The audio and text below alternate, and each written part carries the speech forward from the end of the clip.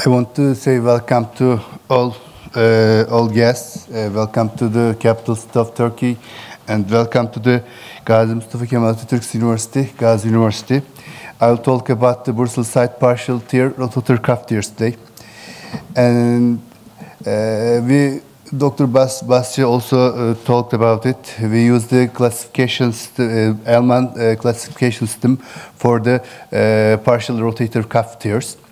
There are various etiology about the etiologic causes for about the partial rotator cuff tears, and especially the external impingement syndrome is related with the bursal-sided rotator cuff tears, and it's important for us. This is the bursal-sided rotator cuff tear arthroscopic view, and this is the magnetic resonance image of the bursal-side rotator cuff tear. There are some important findings. Those are related with bursal-sided tears, and these are important for the diagnosis and treatment of these tears. One of them is the superior capsular findings. We saw these findings during the glenohumeral arthroscopy, and we studied in a study. We looked for these. It was a retrospective study.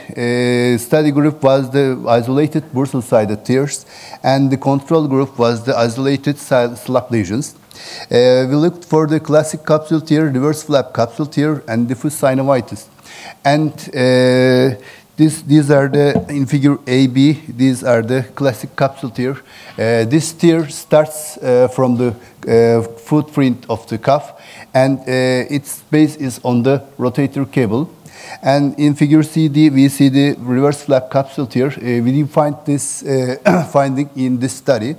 And this tear starts from the around the rotator cable, and its base is on the rotator cuff footprint.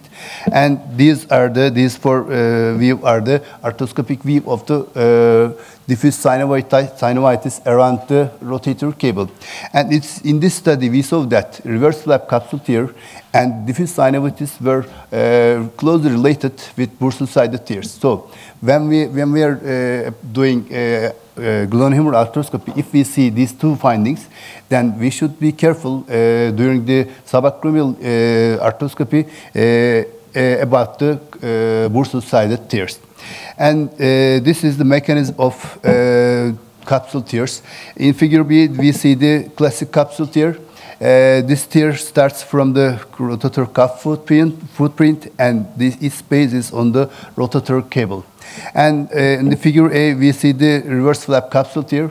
In this tear, there is the degeneration starting from the subacromial area, and as the degeneration increases, also the stress increases on the capsule, and we see tear around the rotator cable. And we see that the tear is on the around the rotator cable, and the base is on the rotator cuff footprint. And also there are some related conditions. We looked for the relationship of the subacromial impingement in this study and the partial rotator cuff tears. There was 96 isolated partial supraspinatus tear. They were all repaired after failed conservative treatment, and they were all Elman grade 3. And we divided them into two, bursal-sided and articular-sided tears. And we used the coracoacromial ligament degeneration for the sign of subacromial impingement sign. And we used the Royal Berkshire Hospital classification for the evaluation of coracoacromial ligament degeneration. As the result of this study, we saw that in articular-sided tears, the coracoacromial ligament degeneration was grade 0 or 1. And in the bursal-sided tears, we saw that the coracoacromial ligament degeneration were grade 1 or 2. So the subacromial impingement is more related with the bursal-sided tears. And there's another study of Gazi University again, and this is about complete tears, and we know that complete tears begins from articular side or from the bursal side. In some tears, in complete tears, we see capsular remnants. And we looked about the relationship of the capsular remnants and the subacromial impingement. And there were two groups. In one group, complete tears with capsular remnant, and in the second group, there were complete tears without capsular remnant. And we saw that the capsular remnant was closer related, was significantly related with the subacromial impingement syndrome clinical and radiological findings. So we say that in capsular remnant, if we see the complete tears and with capsular remnant, it is related with subacromial impingement, and it is the advanced, it may be the advanced stage of a bursal-sided tear.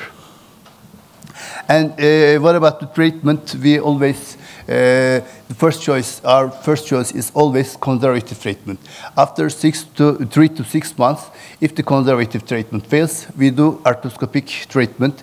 We do debridement and repair of the cuff. Repair may be inside repair, or we may repair the cuff after completion of the tear. And what about the what are the predictors of the failure of conservative treatment? Which tears, which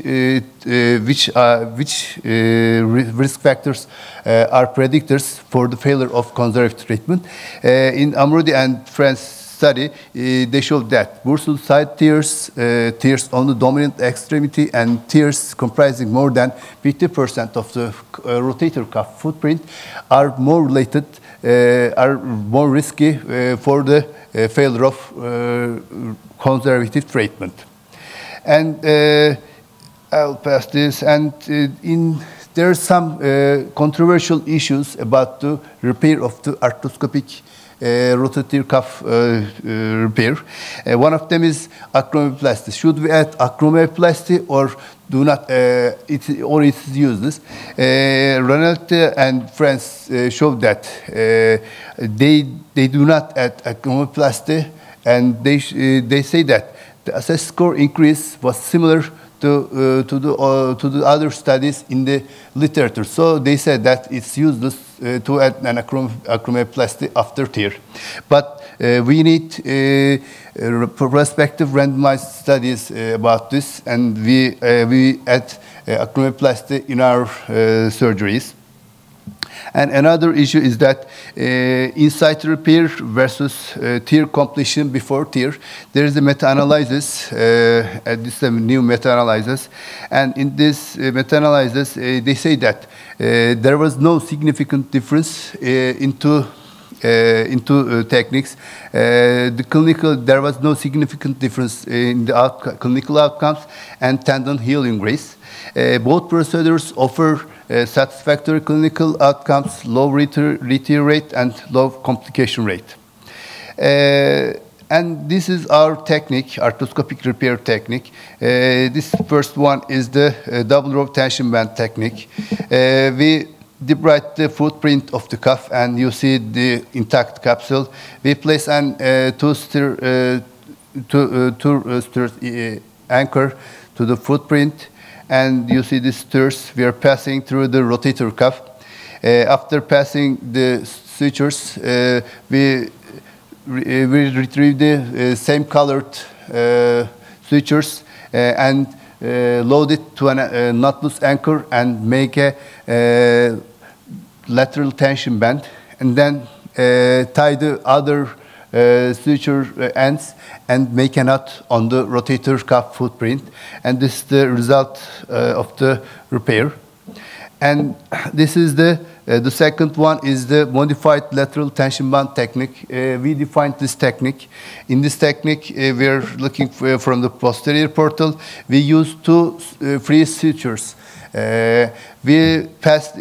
Firstly, we pass the first free suture with a suturasso in the anterior part of the rotator cuff.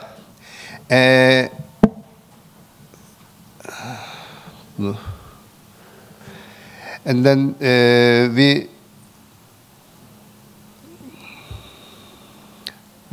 you see the first suture. Then we pass the second suture posteriorly.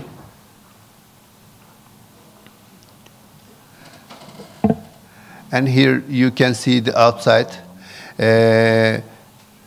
And then we retrieve the ends of the sutures from the anterior portal.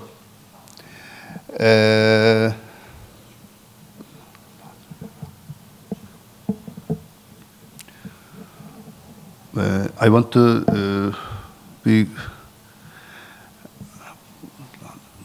bunu hızlandırabiliyor muyum acaba? Burada göremiyorum ben şeyini ama. Neyse, tamam.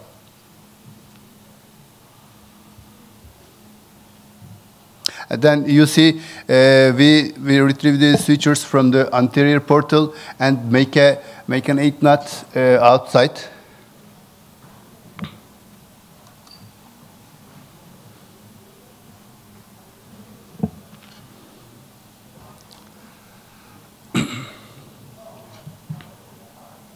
Then we pull from the lateral side to the other ends of the sutures and slide knot into the subacromial area.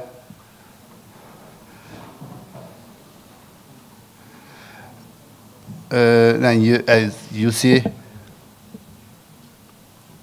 the knot sits on the rotator cuff footprint and make a depression on the rotator cuff footprint.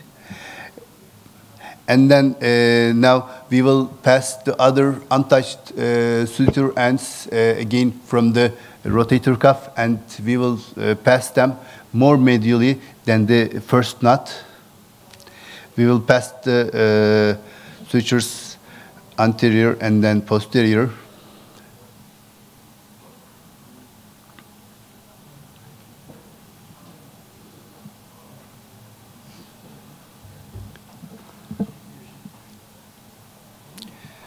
And we pass these sutures. You see, we are passing more medial. This is the first knot.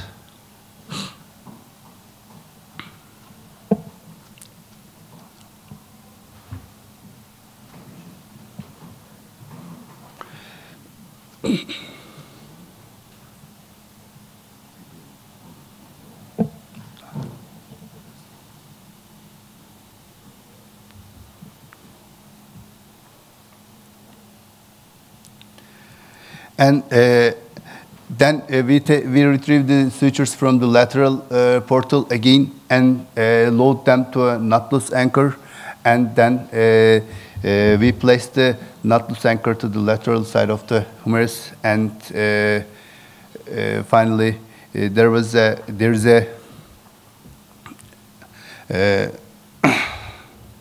repair construct, and we use only 2 free sutures and a knotless anchor. We will see the. Bunu hızlandırabilir miyiz arkadaşlar? En sonunu gösterelim. Burada